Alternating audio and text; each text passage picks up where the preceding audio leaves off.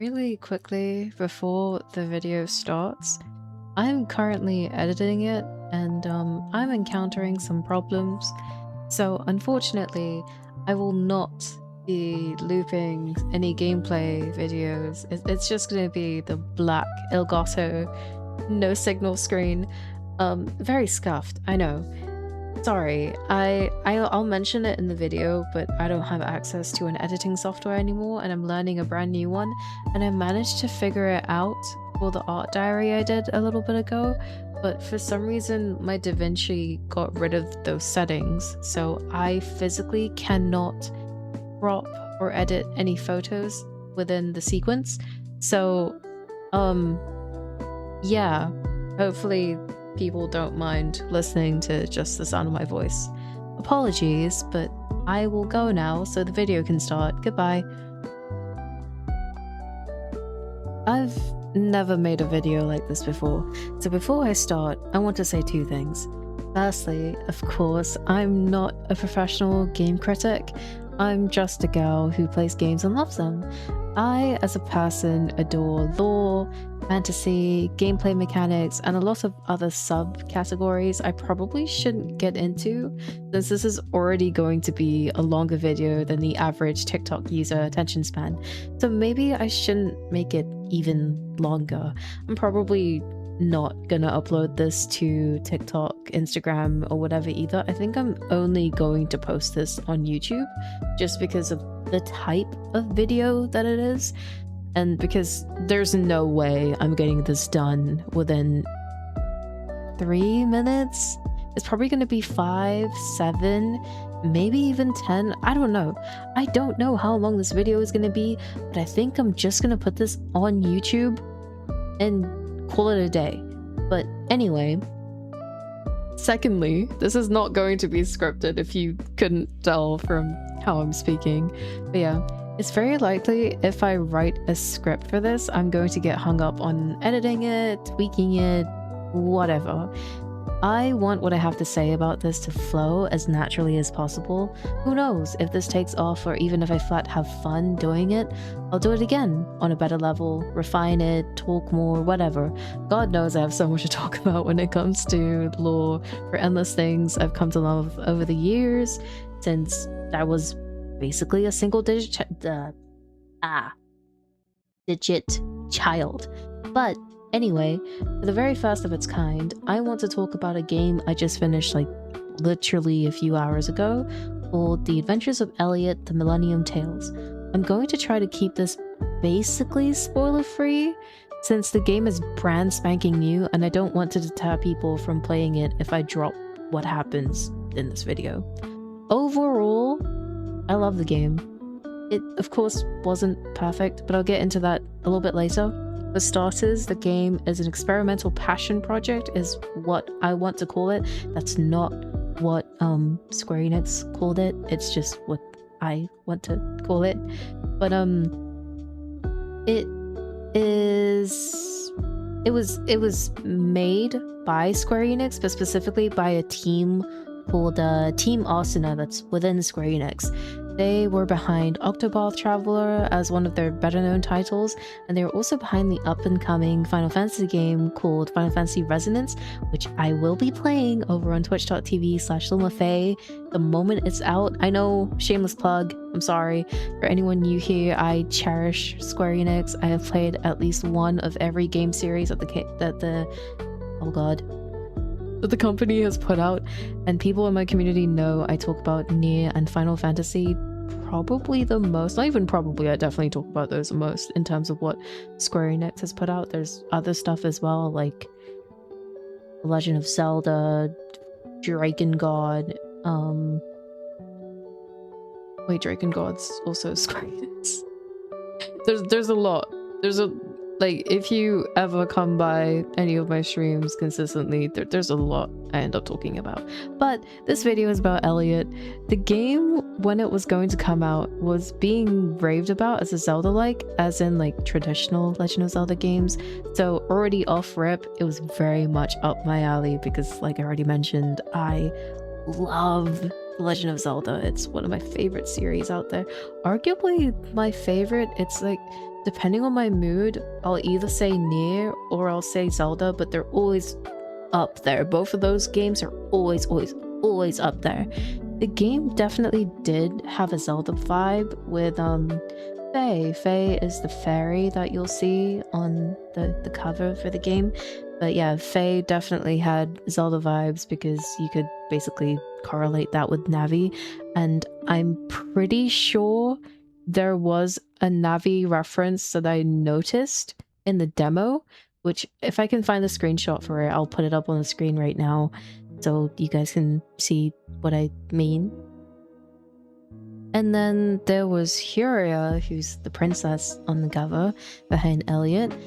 And she visually, like in terms of just her appearance, mostly because of her bangs, reminds me of Skyward Sword Zelda. Again, mostly because of the bangs, and she does have a pretty doe-like face, like a fawn-like face, a very innocent looking face. And Skyward Sword Zelda does very much have that soft vibe going to her. But in terms of her personality, she more so reminded me of Breath of the Wild's Zelda, minus the jealousy towards Link that Zelda initially felt, and how stubborn and to an extent cold that Zelda was, as well as maybe a small twinge of Ocarina of Time's Zelda, because that Zelda very much wanted to save her kingdom. And well, that's all of the Zeldas, honestly, if I really think about it. But yeah, I'm getting into the complete wrong game, so I'm just gonna say visually Skyward Sword, personality-wise Ocarina of Time, and just call it a day. Moving on to Elliot himself, he definitely did remind me of Link, especially when he does stuff like this. But even though the game itself has nothing to do with Final Fantasy outside of the game being owned by Square, Elliot's game reminded me a lot of Final Fantasy. It is, like I've said many times already, a Square Enix game, meaning the world building was immaculate. So many of the side quests I regretted not doing on stream entirely because it meant the few people I have in my community who only know about the game because I played it missed out on some incredible content. But at the same time, I don't entirely regret it because I was able to enjoy all of those side quests off stream in their entirety. If I did all of those on stream, I don't think I would have enjoyed them as much, just because I don't really want to start crying on stream, and I can like take screenshots and videos and all that stuff to just keep them as memories a little bit better off stream. So that's probably one of the biggest reasons why I didn't entirely regret doing those off stream. Again, like I said at the start, I don't want to spoil the contents of any of the side quests because they do tie into the overall lore for the game's universe, and some of the side quests have big revelations about major or even minor characters associated with bigger ones, or the mechanisms of the universe in the game come into play through the side quest. I will use one of the side quests as an example, which I don't really think is a spoiler since you have access to it basically immediately in the story since it's in the demo. When you start the game, you meet the sweet man, an adventurer like Elliot, who's called Oliver. He is a good friend of Elliot's. Oliver is engaged to a woman called Lowell. I really hope I'm saying that properly, but yeah. Oliver sadly passes away pretty quickly from when you start the game. Lowell, prior to that, was pretty angry at Oliver because she was in a sense projecting, because he was adventuring so much instead of being at home with her. So she basically just missed her fiance, and she felt like he cared more about adventuring than being home with the woman he was going to marry. So that turned into arguments between them and all that stuff. But Oliver wasn't messing around. He wanted to give his beloved fiancée the best of the very best. So he was adventuring to that degree for her, for them, for their future. But it was tragically short when Oliver passes away. Lowell, of course, was heartbroken. She starts to blame herself for all of it and looks back on their arguments, and she starts to blame herself because she was basically like, he died and all I ever did was argue with him towards the end and all that stuff. She starts to blame herself, she starts mourning. You as a player basically go back to where Oliver's body is and you retrieve something from his corpse as a memento for Lowell. It was their it was their engagement ring. Sorry, like I said, this isn't scripted, so I might stutter a little bit, but because there's like a lot I want to talk about and I'm not sure if I'm articulating what I want to say very well, but again, this is the very first of its kind that I've done for videos like this. I don't even know how I'm going to edit it. I think I'm just going to find like some gameplay from the trailer and I'm gonna loop it. That's very low effort, but hear me out. I don't have a proper editing software because I can't really afford a subscription to Premiere Pro. So I'm using DaVinci Resolve because it's free, and I've never used DaVinci before, minus when I started doing my my art diaries again pretty recently. So I'm still learning the program. It's gonna be very scuffed. I just hope there's like at least one person who likes these videos, because I just want to talk about the stuff that I care about, okay? Because I know so much about these things, because when I care about something, I go out of my way to find out every little thing I can. Like, the people who have me added on Discord can see what videos I'm watching, and very often you'll see me listening to lore videos, basically. Like, I started going back into Elden Ring recently because I already know everything about Elden Ring, but I miss it. So I've been listening to the lore from the start to the end all over again just because I miss it. That's the type of loser I am. But yeah, back to the topic of the video. You basically come back with the ring and you give it to her, and she tells us about a dream she shared with Oliver to eventually settle down and open a shop. As the game progresses, if you keep an eye on the city, you'll notice a new shop opens. You can't actually buy anything from the shop. It's a cosmetic shop in terms of its existence, but it's Lowell's shop. You talk to her and she'll even call it Lowell and Oliver's. It's very, very, very sweet. If you continue talking to her, she'll tell you that the ring we retrieved from Oliver's remains gave her the will to go on, and she can carry his memory with him and live out their dream to open a shop together. Alone, but with the man she loved in spirit. And I cherish that.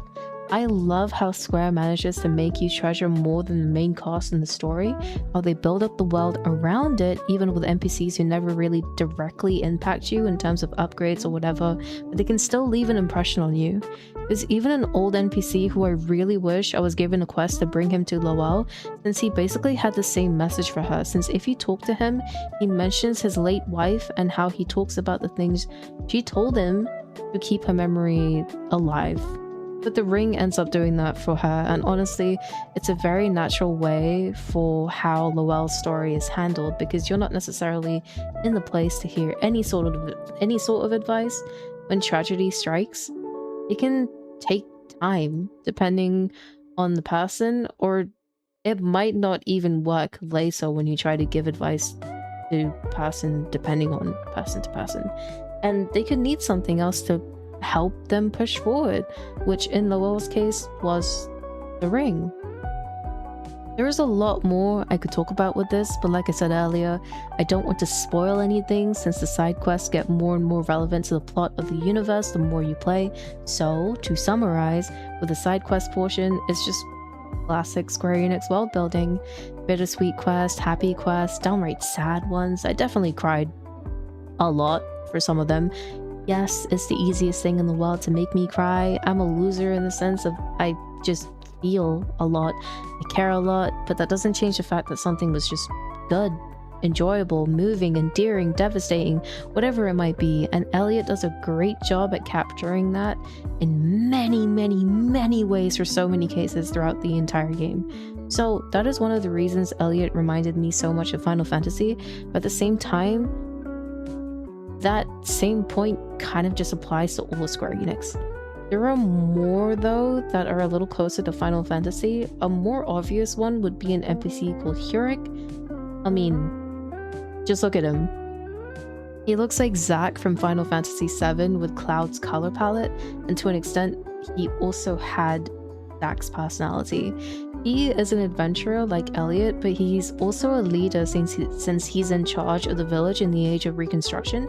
He's a sweet lover boy in terms of his interactions with a sickly woman called Diona, who he's working overtime to cure since his greatest wish is curing her. No spoilers, promise. The stuff you get basically the moment you meet him. There's another NPC that does remind me a little of 9S from Nier. A little off topic, his name is Kaza, and he kind of just looks like 9S to me with longer hair. Here's a picture of him if I can find it. Please tell me Editing Luma found it, otherwise current me is gonna sound stupid. But anyway, one of the biggest things about Elliot that reminded me of Final Fantasy was its actual existence. Final Fantasy happened because the first installment for it was basically their end-all be-all. If it flopped, Square Enix would have had to shut down and go under. On many levels, Final Fantasy was experiment and a last-ditch effort for the now huge and beloved company, at least to me and by me.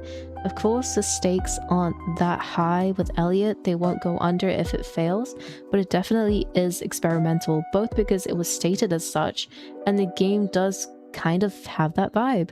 I don't just mean that because it's a new type of game for them, but I mean that because you kind of feel a lower budget at times. That's not necessarily a bad thing, not at all. It feels raw in a pure sense.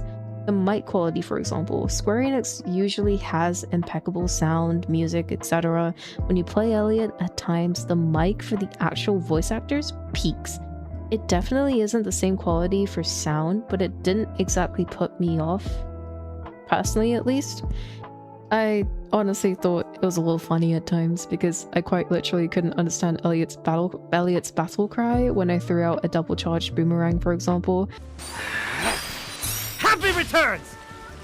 There's also one more thing that reminds me a little bit of Final Fantasy, and it was in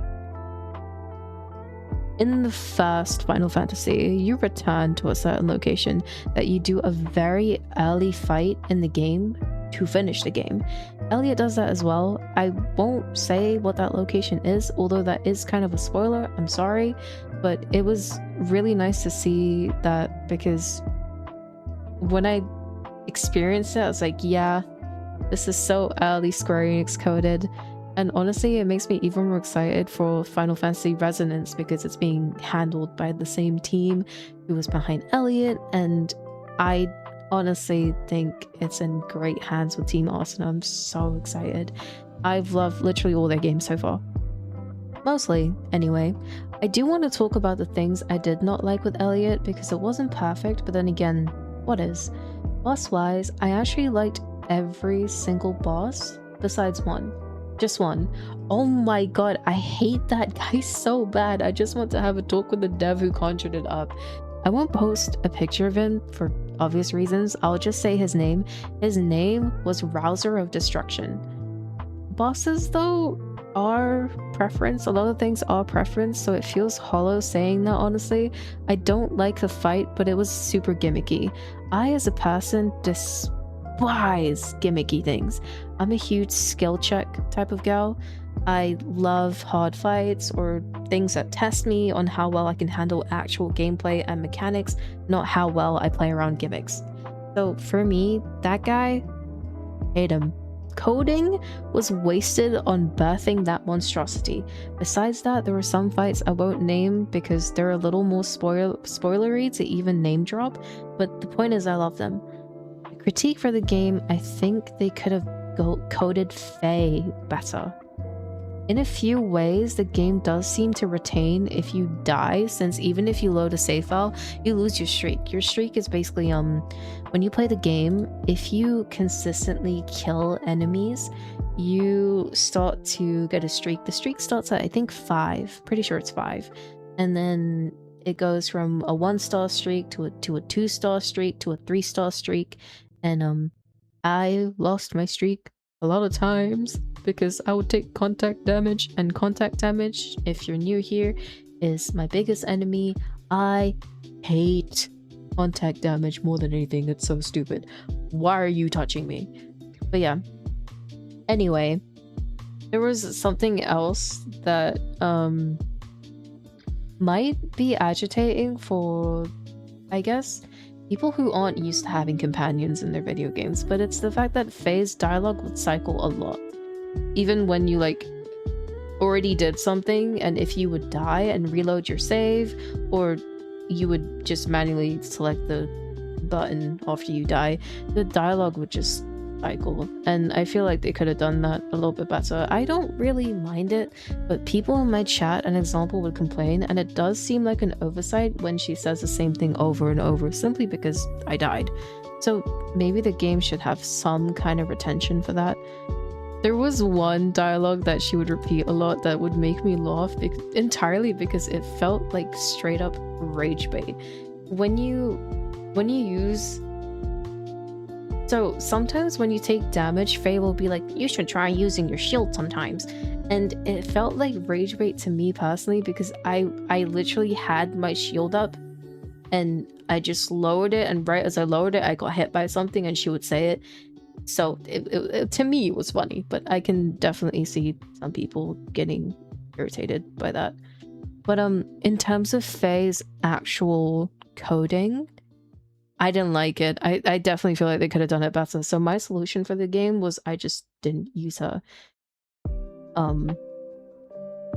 Because she would stun an enemy that I was planning to hit, and that would be a disservice to me because it would end up ruining the combo that I had planned, or I wouldn't be able to kill the enemy as fast as I could have with my combo, and then I'd get hit by something else because the thing that I initially needed dead wasn't dead yet because Faye was involved.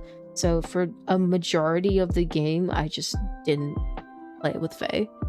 So that would definitely be one of my biggest critiques for the game. They should have coded Faye just a little bit better.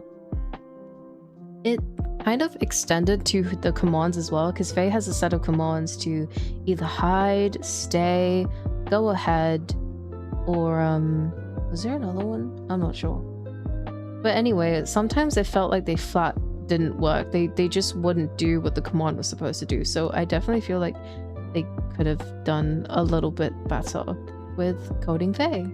That's definitely my biggest critique for the game. My gameplay was kind of funny because I played my very first playthrough on very hard. I didn't use Faye. I did a no consumable run because I refused to spend money on consumables.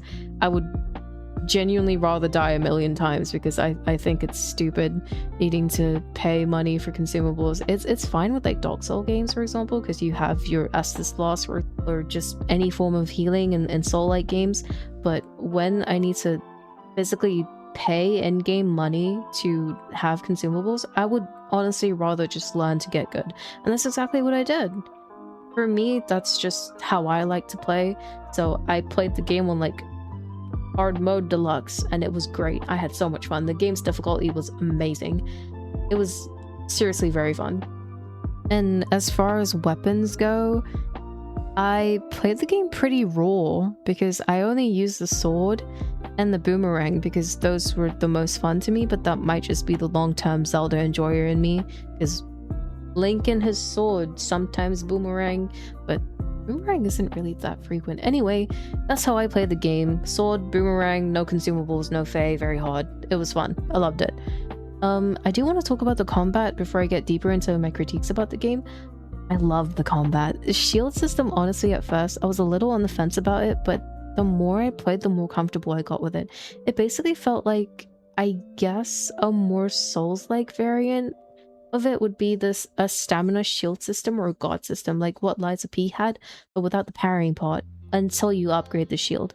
Once you upgrade that shield in Elliot, oh my god, the combat is beautiful. It flows, it's seamless, and you can really get yourself out of some rough spots with the ability to counter basically anything. I would love to post some clips showcasing that, but since I want to keep this relatively spoiler-free, I can't do that. I guess my only complaint would be I wish I got the upgraded shields benefits sooner. But at the same time, I can totally see why it's set up that way, since you really don't need it given the context of enemies around you when you have the shield you start the game with. But yeah, back to critiques. Sadly, my next critique also centers around Faye. A lot of what's wrong with Faye I can just bar off as her simply being a child, but my biggest issue with her as a character was the lack of use she had in the sense of story. She is a magical creature, but when it comes to magic-oriented conversation, Faye was not once useful. The game does end on a massive cliffhanger, like it's clearly not the end of the story, and I suppose Faye does seem to have some sort of memory loss considering even she doesn't remember what she has to do, so I'm hoping that's touched on in the next part. It's really not a big issue at all, just strange considering Square's writing is usually so thorough, tiered, layered, the works basically. Furia actually was a little like Faye in terms of her view on the world, and I really liked how she was written. Furia was never a character who would left her kingdom because she's doing the spell of safekeeping. Again, not a spoiler, it's the start of the game. So in my opinion, they did a good job at capturing what a pure viewpoint on what you come across would be like. Even things that would be super normal for Elliot or the player would be so unique and unheard of for Hira, so obviously she'd be very excited and animated and all that stuff, and I thought that was honestly really cute, and it was a sweet way to deepen the character of Huria and highlight her thought process. With Faye though, since she's a long-term companion in the game, it was a little lacking. Not always. At first it was fine, but when she says the same thing your 20 billionth time entering a cave you already cleared, by the way, maybe there should be a little variety, or maybe even silence. Sometimes you really don't need anything said. Something that I didn't really mind, but someone in my chat did, was Faye talking every single time a quest ended. Or not a quest, that scene, that's the word. I assume it's for people skipping cutscenes so they at least know where to go, so I didn't mind it at all since I just glossed over it, but that can be a negative for others since it feels like unnecessary dialogue, so maybe there should be a way to alter that so it's more seamless handling for a more broader scope of players. Regardless, to wrap it up, because holy, I didn't mean for this to get so long. I think I've been recording for 15 minutes. I did like make huge stutter mistakes, so I did cut it up, but I think I've been recording for 15 minutes. Great game. For new games, as in games that came out in 2026 that I've played, Elliot was definitely up there for me. So far, it's at the top for me, but I am just a huge Square and fantasy sucker. But please, please, please consider giving it a try. If you care about games like this, I do think it's quite the experience. The universe is incredible, there's good music, fun gameplay, lovable characters, a stunning art style, both for the pixel art and the character art when applicable, because not everyone has a character splash. I really want this game to do well, or just well enough for Square to justify making part 2, because there is so much potential here for something infinitely better. The Adventures of Elliot was not perfect, but it was such a phenomenal start, and it would be tragic in my eyes if this ship sinks. And if anyone likes these kinds of videos from me, please let me know. I have a very deep dang it.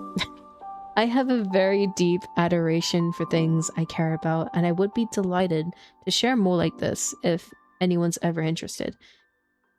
I don't think I'm really going to edit this video that much. Like, I kind of want to keep it raw. I want to keep my mistakes in, my stutters in, because I live stream.